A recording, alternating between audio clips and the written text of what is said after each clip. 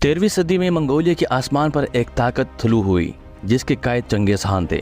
उन्होंने अपने लोगों जंग जदल के लिए इकट्ठा किया और एक बड़ी सल्तनत की बुनियाद रखी। 1227 में उनकी वफ़ात के बाद उनकी औलादों ने दुनिया फ़तह करने के इस मिशन को जारी रखा और तारीख़ पर एक मुस्तकिल निशान छोड़ दिया, जुल्म, बर्बरियत और वहशत का निशान। मंगोल यूरोप में पोलैंड, हंगरी और बिल्कान तक पहुँच गए थे। जब मशरिक़ में उन्होंने मुसलमानों को तबाही के दहाने पर ला खड़ा किया था, फिर कैसे मुसलमान को नापसंद करने वाले मंगोल मुसलमान हुए और अल्लाह ने उनसे इस्लाम का काम लिया। ये हम आपको बताएंगे आज की इस वीडियो में। हमारे साथ रहिएगा। मैं हूं फजल मलिक ऑफिशियल 92 से। नादरीन, 13वीं सदी में मंगोलों के खौफ का ये आलम था कि जिस इलाके की तरफ रुख करते मुसलमान हुक्मरान पहले वो इलाका छोड़कर भाग जाते।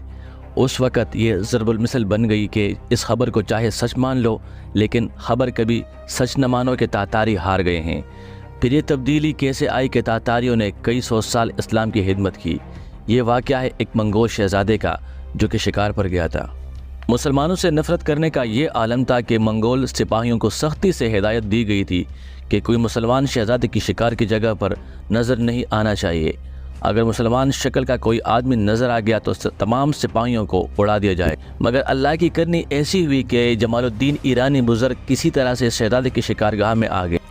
जो ही शहज़ादे ने मुसलमान शक्ल का आदमी देखा तो घोड़े की लगाम खींच दी और गुस्से से शेख से पूछा, कौन हो तुम? उस वक़्त शहज़ादे की गुस्से की वजह से आंखों से आग बरस रही थी। शेख ने जवाब दिया, मैं मुसलमान हूँ। शहज़ादा मज़ीद गुस्से में आया और शेख से पूछा, तुम बेहतर हो या मेरा कुत्ता? शेख ने तहम्मुल से जवाब दिया, ए शहज़ादे, अगर मैं ईमान लेकर दुनिया से चला गया तो तुम्हारे कुत्ते से बेहतर हूँ, वरना तुम्हारा कुत्ता मुझसे बेहतर है।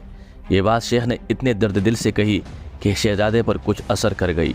शहज़ादे ने पूछा, ये ईमान क्या होता है? बुज़ुर्ग ने मौके जानकर बताया कि हमारे दुनिया में आने का मकसद कि खाएँ और शिकार के लिए और मर जाएं। ये दुनिया एक इम्तिहानगाह है। शहज़ादे ने पूछा, ये ईमान क्या होता है? बुज़ुर्ग ने मौका जानकर बताया कि हमारी दुनिया में आने का मकसद ये नहीं कि खाना खाएं, शिकार के लिए और मर जाएं।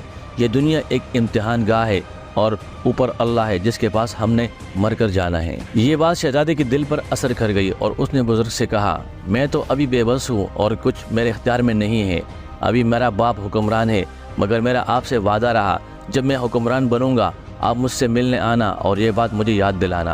अल्लाह की करनी ऐसी हुई कि शेख जमालुद्दीन की मौत का वक्त करीब आ गया तो उन्होंने अपने एक शागिर्द को ये वाक़या बताया और कहा कि मेरी मौत का वक्त आ चुका है, मगर मेरा सुल्तान से वादा है तो तुम जाकर सुल्तान से मिलना और उसे ये वाक़या याद दिलाना। शेख का शागिर्द सुल्तान के महल पहुँच गया, मगर मुसलमान होने के नाते वो सुल्तान तक ना पहुँच सका। उसने महल के बाहर ही डेरा लगा लिया और कुछ दिन तक वही अपनी इबादत करता रहा। एक दिन सुल्तान सुबह सवेरे बेदार हो गया और महल के छत पर टहलने लगा।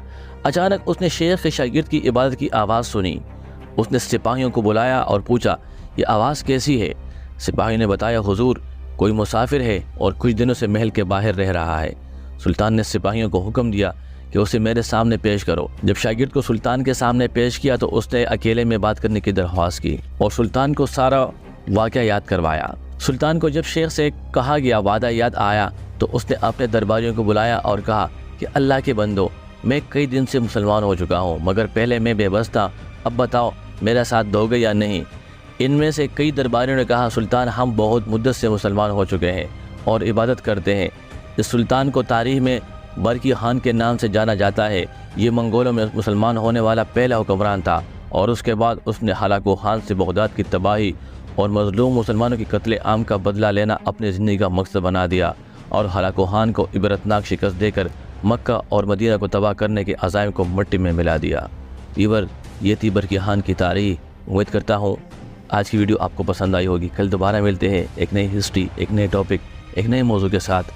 जब तक के लिए अल्लाह निगहबान।